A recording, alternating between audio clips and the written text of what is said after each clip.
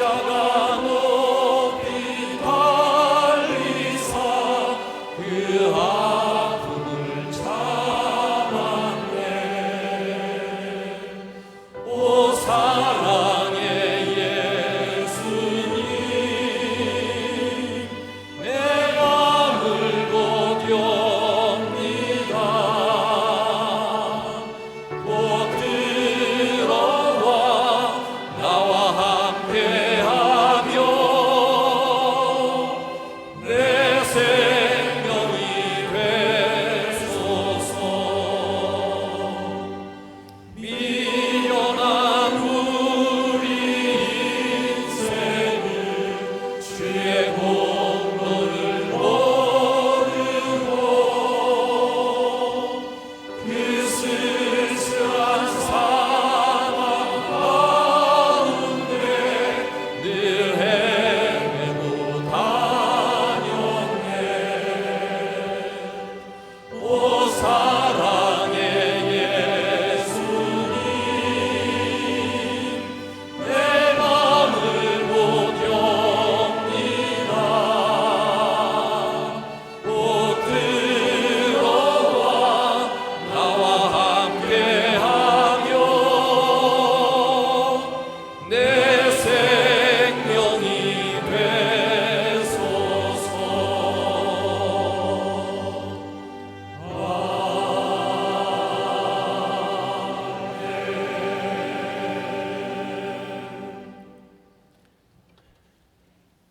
좋으신 하나님, 오늘도 우리에게 생명과 호흡 주셔서 주님 앞에 나와 예배하게 하심을 감사드립니다. 예배 가운데 임재하시는 하나님을 만나게 하시고 상한 심령과 육신을 치유하시고 회복시키시는 하나님을 경험하게 하여 주시옵소서. 특별히 우리의 힘과 방패가 되신 하나님, 주님만을 바라봅니다. 나라와 국민들이 메르스와 가뭄으로 인하여 고통과 두려움 가운데 있습니다. 이 기간을 통하여 거룩한 성전된 우리가 하나님 앞에 바로 서 있는지 우리 자신을 겸허히 돌아보게 하시고 깨어 기도하는 믿음의 사람들로 살아가게 하여 주시옵소서. 가뭄을 해결하기에는 아직 많이 부족하지만 단비를 내려주심을 감사합니다. 이 땅에 필요한 이른 비와 늦은 비를 때를 따라 내려주시고 메르스도 속히 이 땅 가운데서 사라지게 하여 주시옵소서. 메마른 우리의 심령 가운데도 성령의 단비를 부으셔서 우리의 심령과 영혼이 살아나게 하여 주시옵소서. 말씀 들고 서시는 담임 목사님, 성령의 기름 부으셔서 우리에게 능력과 은혜의 말씀 선포하게 하여 주시옵소서. 우리의 영적인 귀를 열어주셔서 하나님의 음성을 듣게 하시고 영적인 분별력을 가진 지혜로운 자로 살아가게 하여 주시옵소서. 오늘도 변함없이 헌신하는 손길들에게 하나님의 은혜로 함께하여 주시옵소서. 예수님의 이름으로 기도합니다. 아멘. 이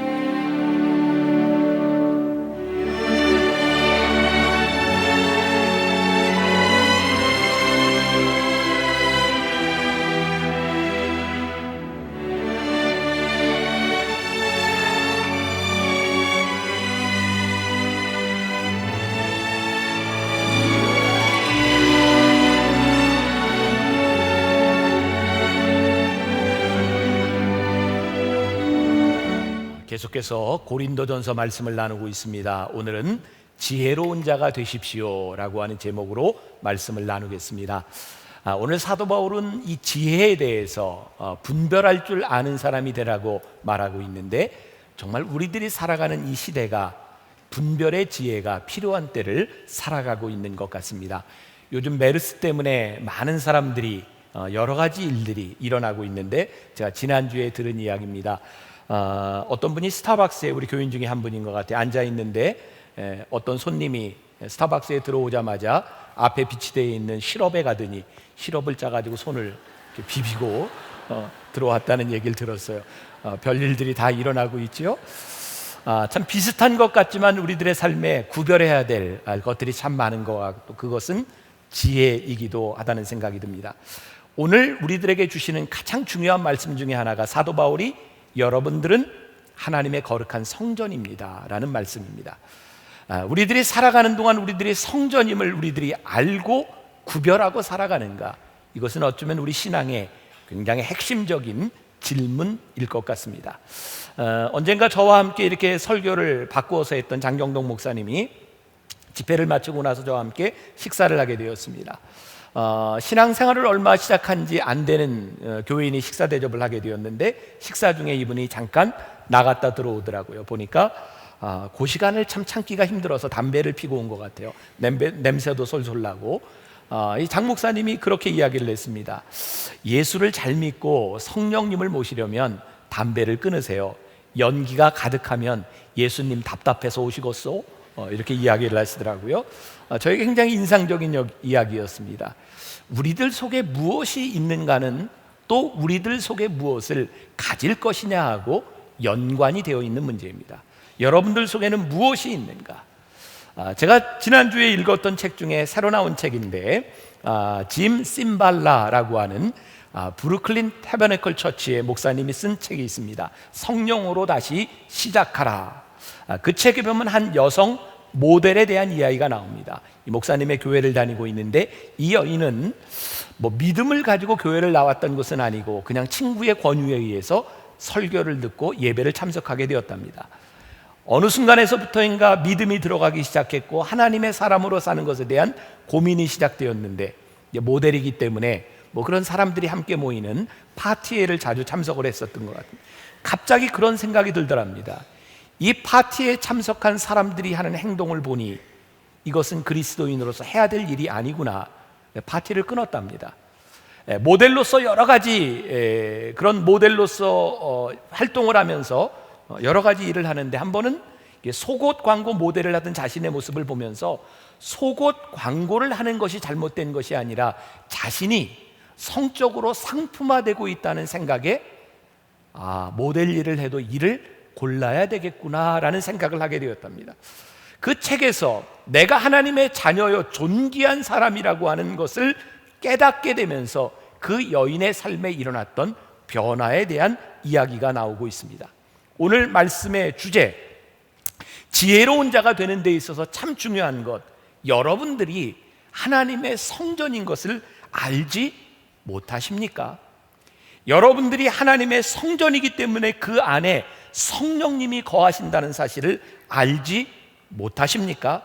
다시 말한다면 우리들이 하나님의 거룩한 성전이 되어야 하는데, 우리들의 몸이 거룩하지 못하면 성전이 되지 못할 뿐만 아니라 성령님이 우리들 속에 계시지 않다는 말입니다. 그리고 정말 무서운 이야기는 우리의 몸이 더럽혀질 때 하나님께서 우리를 멸하시겠다고 하는 말씀입니다.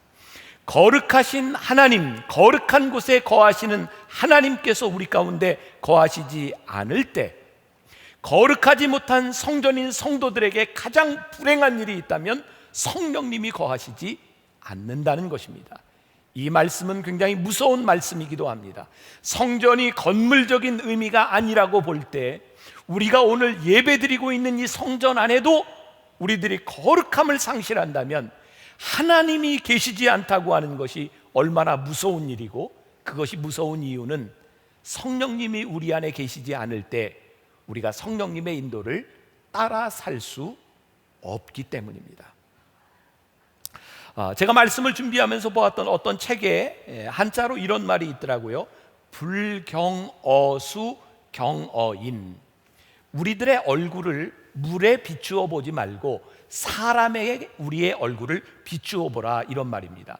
물에 우리들의 모습을 비추어 보면 우리의 겉모습만 보이지만 사람에게 우리의 모습을 비추어 보면 우리의 인격과 우리의 속마음도 보게 될 것이라는 사실입니다.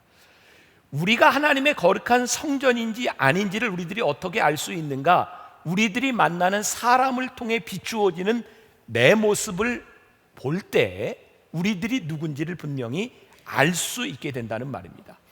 여러분들과 함께 살아가고 있는 가장 가까운 사람들에게서 여러분들의 모습이 있다는 말이죠. 오늘 본문 말씀 17절에 누구든지 하나님의 성전을 더럽히면 하나님이 그 사람을 어떻게 멸하시리라. 하나님의 성전은 거룩하니 너희도 그러하라 라고 말씀했어요. 이 말씀을 묵상하며 준비하던 중에 저에게 떠오른 인물이 하나 있었습니다. 사무엘상 2장에 나오는 당시의 제사장이었던 엘리 제사장이었어요. 엘리 제사장에게는 두 명의 아들이 있었습니다. 아시죠? 홈니와 비느하스. 그런데 이 홈니와 비느하스가 제사장의 아들이었다는 것은 무엇을 의미하면 그 사람들이 또 제사장이 될 것이라는 말입니다. 근데 이들이 얼마나 타락하고 죄를 지었냐면 하나님께 드려지는 제물을 하나님께 드리기 전에 자신들이 가져다 먹습니다. 또한 성전 회막에서 수종드는 여인들을 데려다가 취합니다. 성적인 죄에 빠지게 된 일입니다. 사무엘상 2장 23절에 이 일을 가리켜서 뭐라고 얘기하냐면 너희가 어찌하여 이런 일을 하느냐? 내가 너희의 악행을 이 모든 백성에게서 듣노라. 엘리 제사장이 자기 아들들이 하는 일들을 어떻게 해요? 들었다고 되어 있습니다. 악행을 들었다. 잘못된 게 없는 것 같습니다. 그런데 아주 심각한 문제입니다. 감리교 신학대학의 교수로 있는 구약학 왕대일 교수가 쓴 삶에서 그리스도가 빛나게 하십시오 라고 보면 이 부분에 대해서 악행을 듣는다라고 하는 말을 이렇게 표현하더라고요. 우리가 마치 하나님의 말씀을 듣는 것처럼 악행을 듣는다. 지금 악행이 일어나고 있는 것이 문제가 아니라 악행을 듣는 것이 문제라는 거예요. 이게 무슨 말인가요? 엘리 제사장이 섬기던 그 시대에 하나님의 말씀이 희귀하여 하나님의 이상이 보이지 않는데, 아까 제가 불경어수 경어인이라고 하는 말을 했죠. 엘리 제사장이 자신의 아들들을 통해 악행을 듣는 것이 중요한 것이 아니라 그 아들들의 모습을 보면서 자신의 모습을 보았어야 합니다. 내가 자식을 제대로 기르지 못하고 이 불경한 일들이 일어나고 하나님을 모독하는 일들이 일어나는, 거룩함이 훼손된 일들이 일어나는 그 자식들의 모습 가운데서 자신의 모습을 보았어야 합니다. 하나님의 말씀이 더 이상 들리지 않는 희귀한 시대를 살아가고 있는 제사장으로서의 잘못된 모습을 보았어야 한다는 거예요.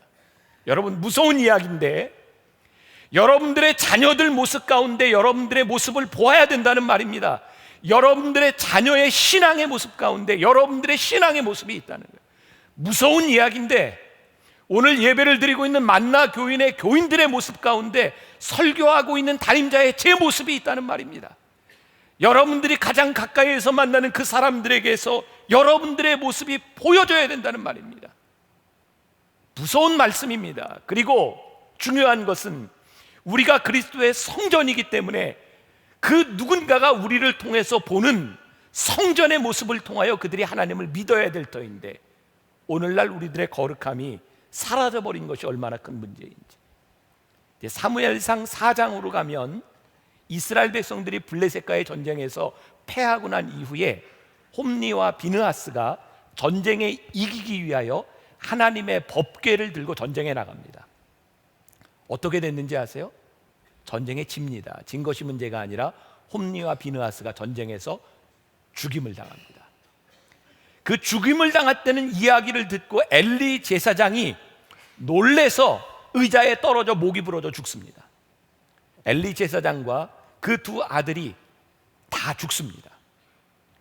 하나님께서 멸하시겠다고 하는 말씀이 그대로 이루어진 부분이기도 합니다. 여러분 잘 기억하십시오. 거룩하지 못한 백성들에게는 법궤가 어떤 능력도 나타내지 못합니다. 우리가 흔히 착각하는 것이 있습니다. 우리가 오늘 예배를 드리면 그 예배를 드리는 우리의 행위들이 우리를 지켜줄 것처럼 착각합니다. 우리들이 하나님의 말씀을 듣는 것이 뭔가 우리를 지켜줄 것처럼 착각합니다. 중요한 것은 우리들이 하나님 앞에 거룩해지기 시작할 때 하나님의 말씀이 우리들에게서 능력이 되기 시작하고, 여러분들이 하나님 앞에 거룩함을 지키기 시작할 때 이 교회가 단순한 건물이 아니라 하나님의 거룩한 능력을 드러내는 곳이 될 것이라는 사실입니다. 오늘날 말씀의 능력이 사라졌다, 교회가 힘이 없어졌다라고 하는 이야기는 다시 말하면 우리들에게서 사라져버린 거룩함에 대한 문제입니다. 여러분들은 지금 이 시대를 바라보며 어떤 생각을 하시는지 모르겠어요. 우리들이 회복해야 될 것은 교회에 사람이 부흥하는 일과 건물이 커지는 일이 아니라 오늘 이 안에 있는 하나님의 성전인 우리들의 거룩함이 회복되어야 되는 일들입니다. 사도 바울은 이야기합니다. 지혜로운 자가 되십시오. 오늘 18절과 19절 말씀을 다시 한번 같이 봉독해 보겠습니다. 18절 19절 말씀, 자 시작. 아무도 자기를 속이지 말라. 너희 중에 누구든지 이 세상에서 지혜 있는 줄로 생각하거든 어리석은 자가 되라. 그리하여야 지혜로운 자가 되리라. 이 세상 지혜는 하나님께 어리석은 것이니 기록된 바 하나님은 지혜 있는 자들로 하여금 자기 꾀에 빠지게 하시느니라 하였고, 반대 이야기를 하고 있죠. 너희들이 지혜롭다고 생각하는 것, 그것이 하나님 앞에 얼마나 어리석은지, 하나님 앞에서 너희들이 어리석은 것처럼 보이는 일이지만 하나님이 그것을 지혜롭게 하시리라. 제가 말씀 시작하면서 우리들이 분별해야 될 것이 참 많다는 생각을 했습니다. 우리의 삶은 어쩌면 우리들의 잘못된 선택에 대한 결과일지 몰라요. 과연 우리들의 판단이 얼마나 옳은가, 우리들의 눈에 보이는 우리들의 생각들이 얼마나 옳은가. 말씀을 준비하면서 보았던 이야기인데, 재밌는 이야기인데 이런 이야기를 듣고도 재미가 없으면 메르스 때문에 그런 줄 알게요. 어떤 남자가 약국에 들어갔답니다. 약사에게 얘기합니다. 제가 딸꾹질이 심한데 약 좀 주세요. 그랬더니 이 약사가 가만히 이렇게 뒤로 돌아섰다가 갑자기 이 사람의 뺨을 쫙 때렸답니다. 이 사람이 깜짝 놀랐는데 약사가 딸꾹질 뭐 줬죠? 뭐 줬죠? 그러잖아요. 놀라게 하면 딸꾹질 먹는다고. 근데 이 사람이 근데 딸꾹질은 내가 아니라 내 아내 때문에 맞는데 이 사람이 맞은 거죠.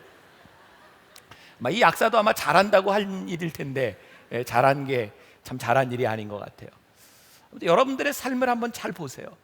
내가 잘했다고 생각했던 일들이 정말 잘했던 일인가? 여러분들이 지혜로 판단했던 일들이 정말 지혜로운가? 우리들의 삶에는 우리의 계획대로 되지 않는 일들이 참 많이 있습니다. 우리는 나 자신을 내가 잘 안다고 생각하고 우리의 인생의 계획을 세우지만 그것이 그렇게 잘 되는 일이 아닐 때도 많이 있습니다. 참 좋은 찬양이 있어요. 내 이름 아시죠? 라고 하는 찬양인데 아는 분들 한번 같이 불러볼까요?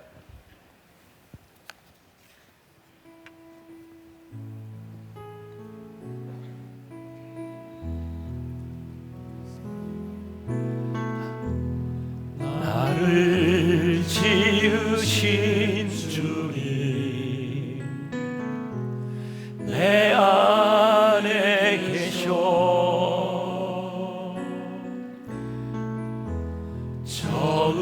처음부터 내 삶은 그의 손에 있었죠.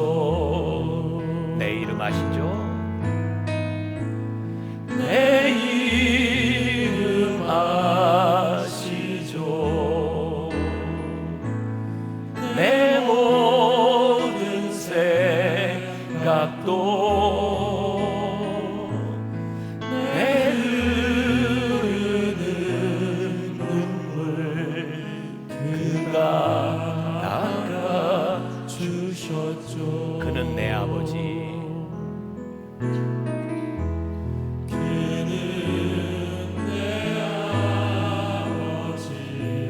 난 그의 소유, 난 그의 소유.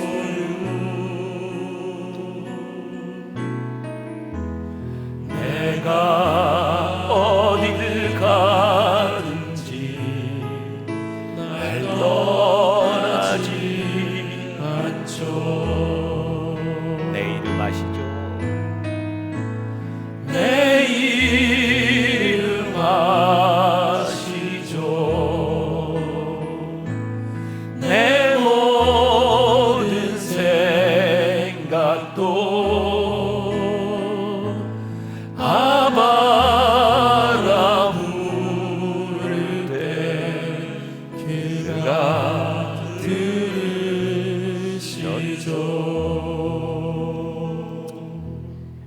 여러분들에게 이 믿음이 있어요? 내 이름 아시죠? 내 모든 생각도. 나를 지으신 주님, 그분이 내 안에 계셔. 나보다 나를 더 잘 아시는 그분, 하나님 아버지의 지혜로 우리들이 살아간다고 하는 것, 이것은 추상적인 문제가 아니에요.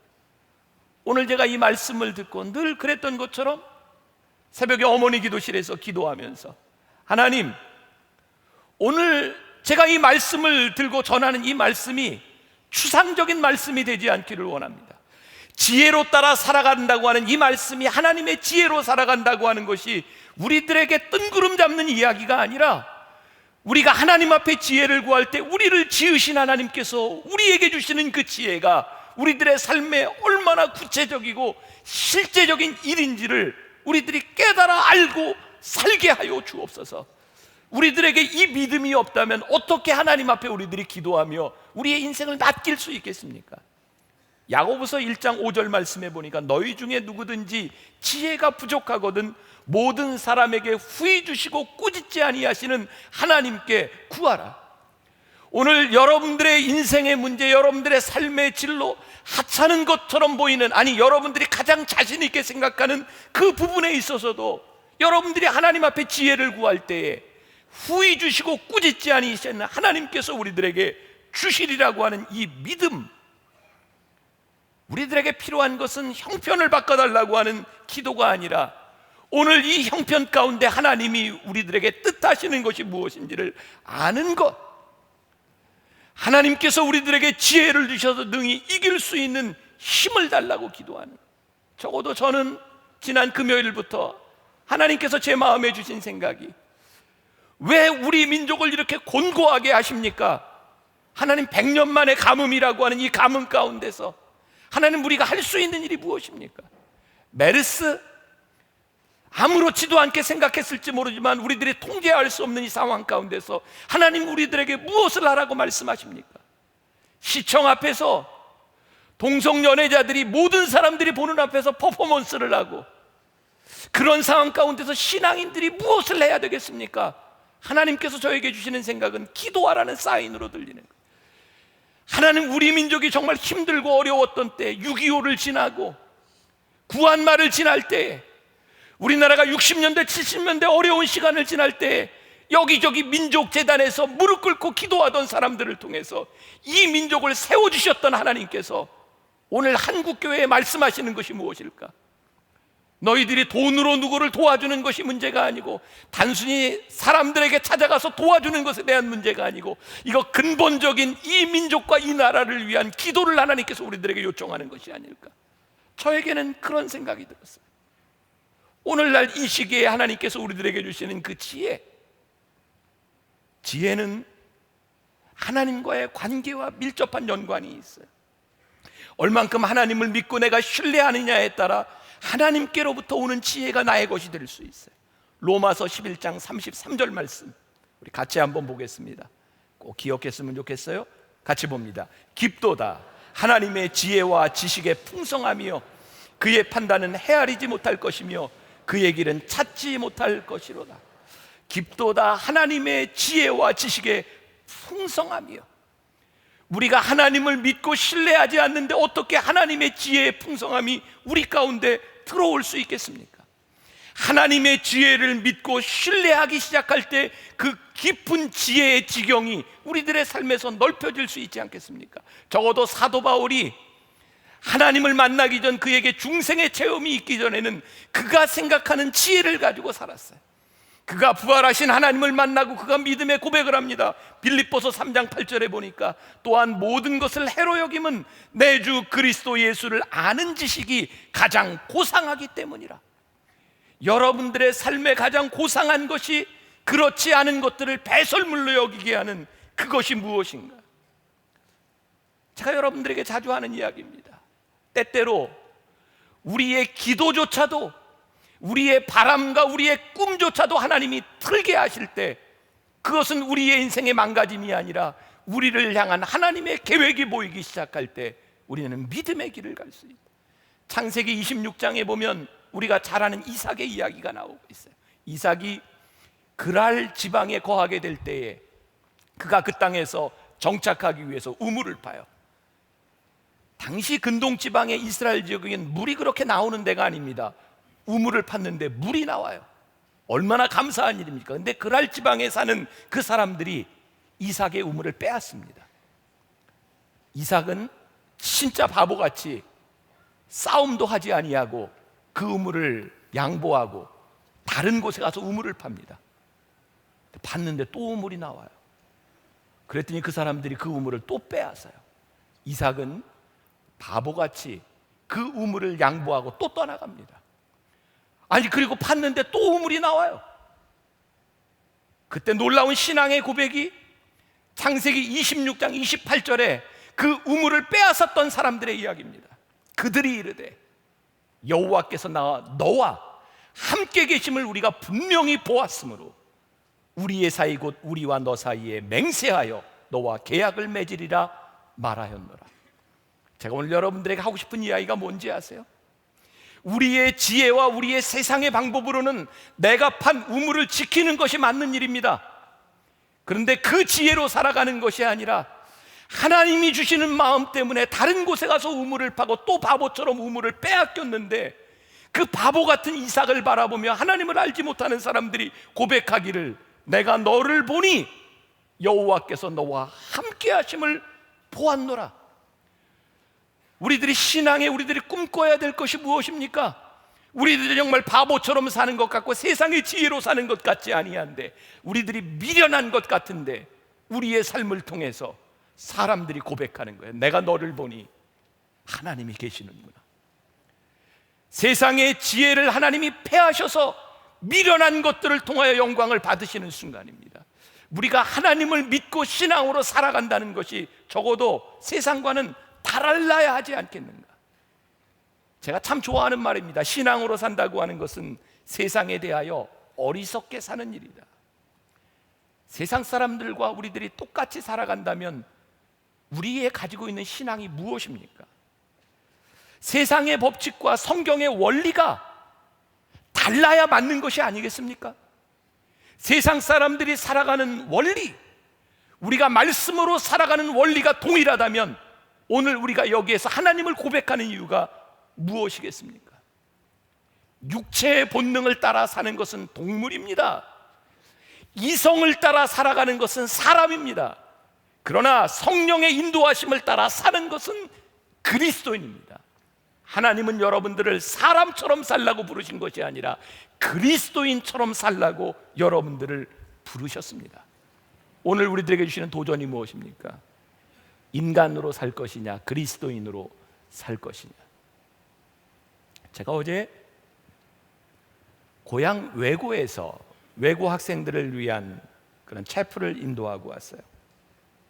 정말 그 학교에서 너무 오랫동안 저에게 요청을 했기 때문에 토요일 날 갔는데, 제가 정말 이렇게 흔쾌히 간 일은 아니었어요. 바쁜 시간이기 때문에.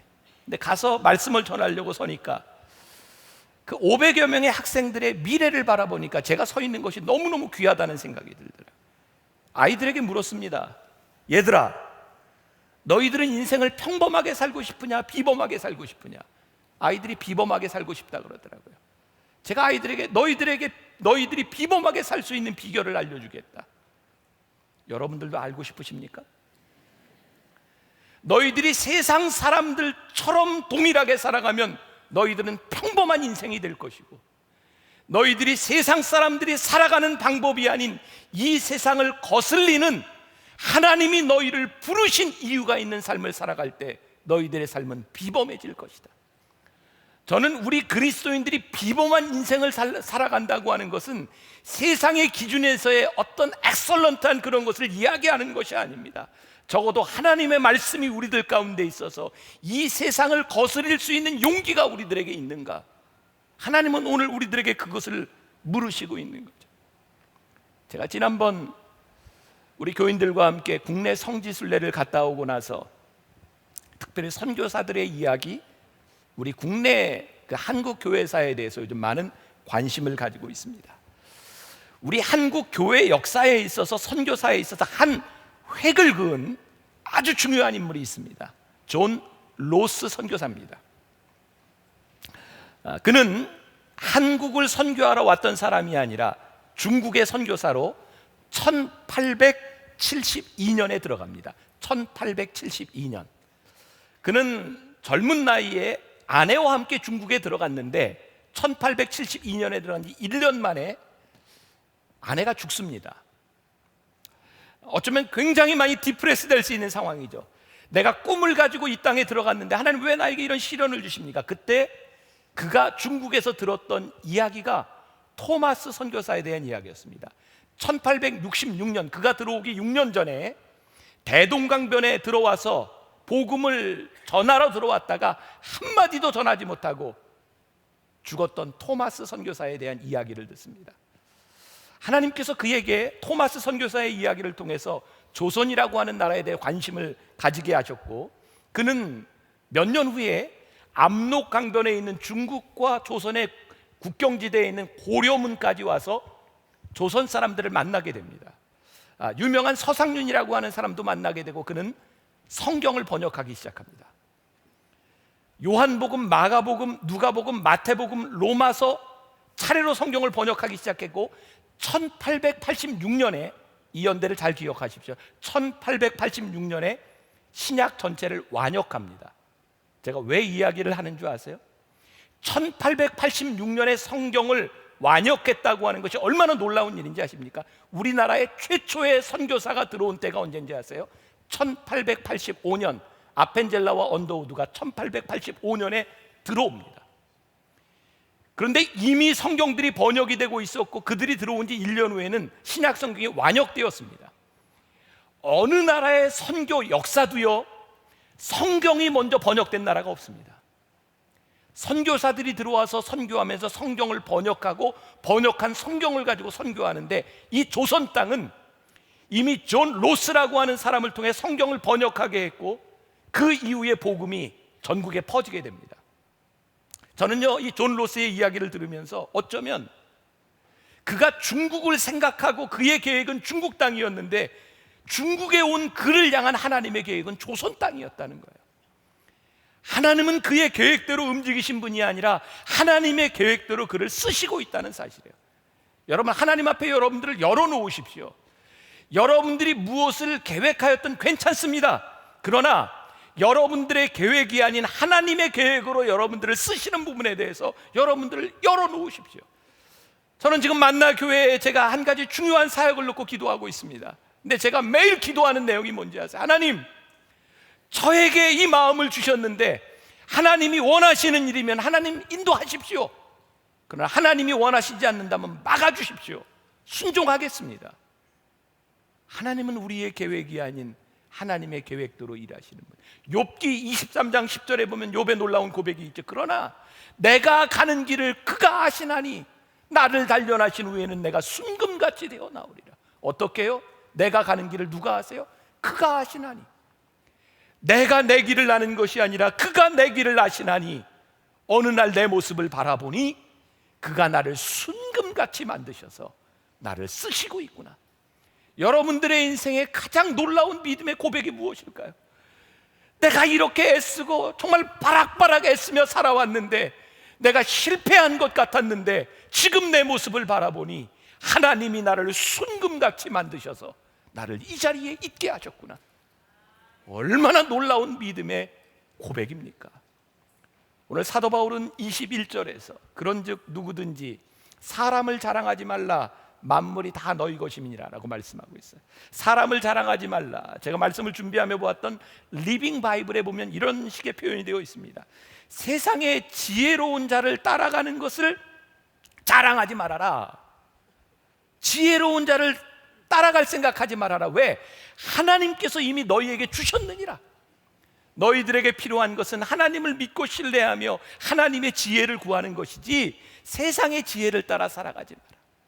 제가 언젠가 읽었던 곽선희 목사님의 책을 보니까 중국이 개방된 지 얼마 안 돼서 만리장성을 가게 되었답니다. 그때 안내를 한 사람이 북경대학의 청년이었는데 곽선희 목사님이 그 만리장성을 보면서 정말 너무너무 감동이 돼서 야, 굉장하구나 그랬더니 그 북경대학생이 이렇게 얘기해요.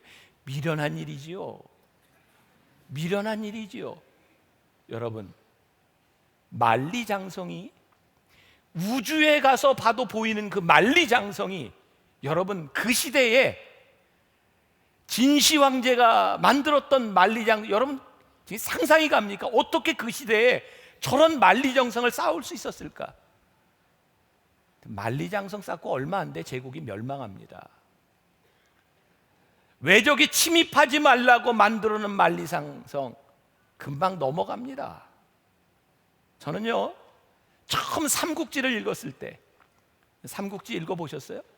남자가 삼국지를 안 읽어보고 인생을 얘기하지 마라 그러잖아요. 삼국지 전 여러 번 봤거든요. 삼국지 너무너무 재밌잖아요. 그 삼국지에 나오는 그 도원결이, 제갈량 얼마나 멋집니까? 거기 나오는 뭐 손권, 뭐 이제 주유, 뭐 이런 사람들 너무 멋지지 않아요? 얼마 전에 나왔던 적벽대전 1, 2 그 영화를 보면요, 사실 조조라고 하는 인물이 이 삼국지에는 굉장히 이렇게 부정적으로 묘사가 되어 있지만 굉장히 이렇게 똑똑한 재상이었다 그러죠.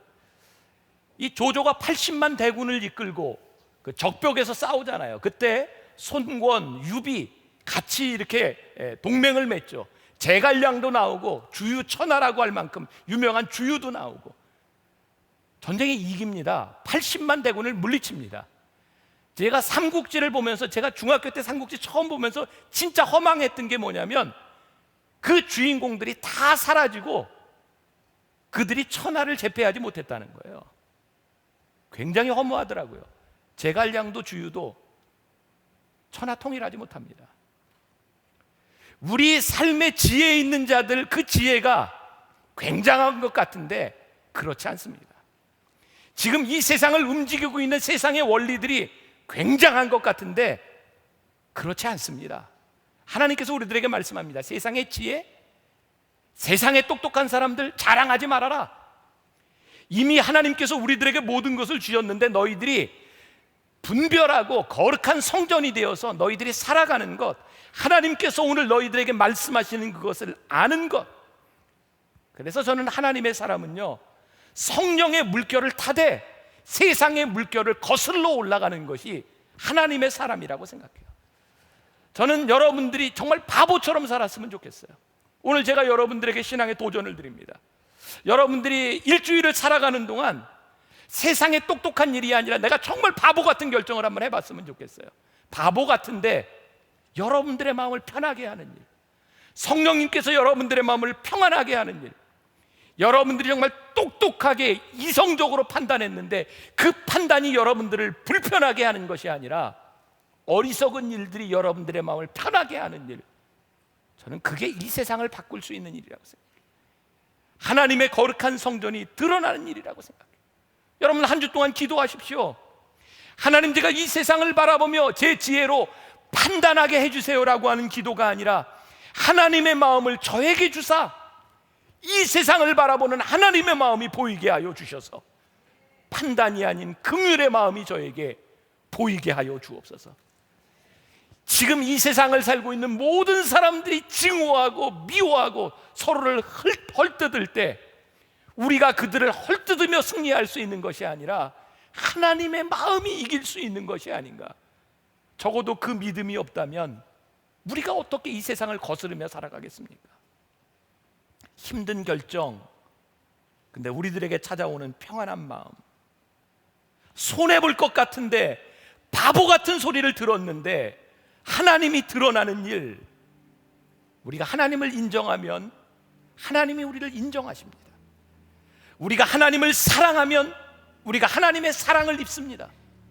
우리가 하나님의 용서를 실천하면 우리가 하나님의 용서를 경험하게 되어 있습니다. 이것이 그리스도인입니다. 지혜로운 자가 되십시오.